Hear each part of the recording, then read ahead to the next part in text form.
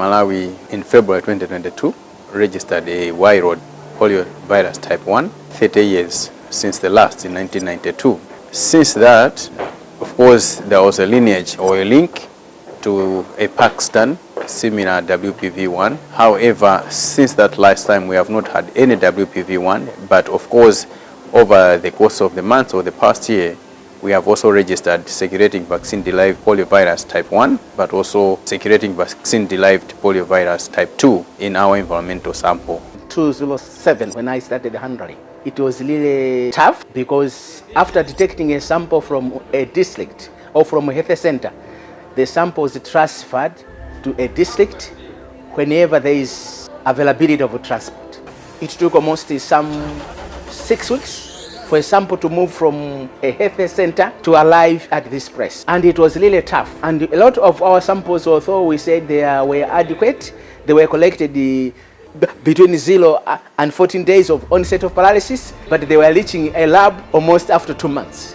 We do have a number of cross-border cases, and just to mention that the 2 positive polio cases that were identified here in Palombe are also coming from Mozambique. Global Polio Eradication Initiative, WHO was deployed and the budget was actually supported directly through WHO to actually deal with the responses surrounding polio outbreak. We have had now 5 rounds, and throughout WHO has been key in making sure that we have quality response activities, but also in between there has been several activities happening, including that of surveillance. WHO actually played a lead role in seeing that the surveillance was not strong enough, so it brought a surveillance enhancement plan to be able to address all the critical components of surveillance, working closely with the partners again on this.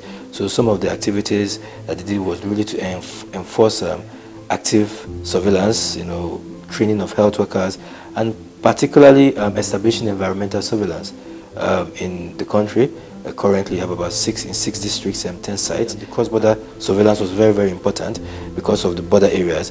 So with all this, we were able to detect cases crossing the border from Mozambique and reflecting on the same, and even the AFP cases we were also able to detect.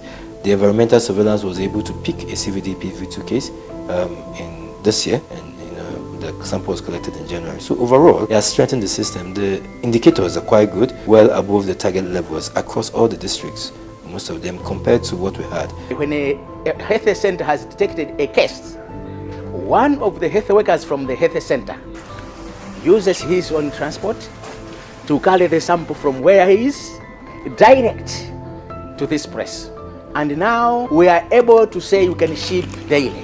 During this time, we had a WHO stop officer, so he provided the technical support. So we had to go with him to do the investigation. In addition to that, we were going through the facilities together with the WHO stop officer. This WHO stop officer helped to mentor our people in the facilities to make sure that they are able to detect any AFP cases that are found in the facilities. He mentored most of the facility teams, including myself as the focal person of the district. We are trying our level best. And now the lead time has dropped from 42 days to 2 days. And when we are saying 2 days, it means we are referring to cases from almost 700 kilometers from here. But for cases within Ilorongwe, within 2 hours after the collection of the second sample, the samples are here. So there is a great improvement. Malawi was certified free, had a polio-free certification since 1992.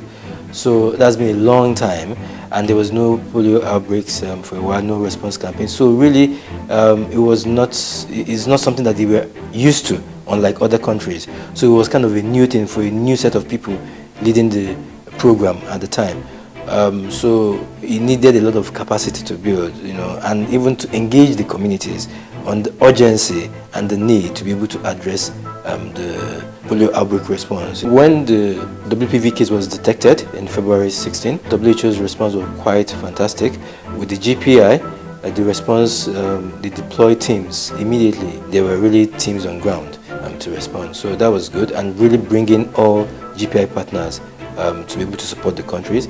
Once in country, they work with the country to declare public health emergency of international concern and try to immediately start preparing an outbreak response plan and how to address this in the most timely manner to interrupt the transmission. Togoza WHO molumikizana ndi achipatala kubweresa katemera ameneyu kuti athandize kumuzi kuno ana kuti asapuwale ziwalo zawo pamene anabadwa ali abwinobwino. There was an impact because of the presence of the WHO officer. There was a change in the detection of AFP cases. WHO assisted in the purchase of these.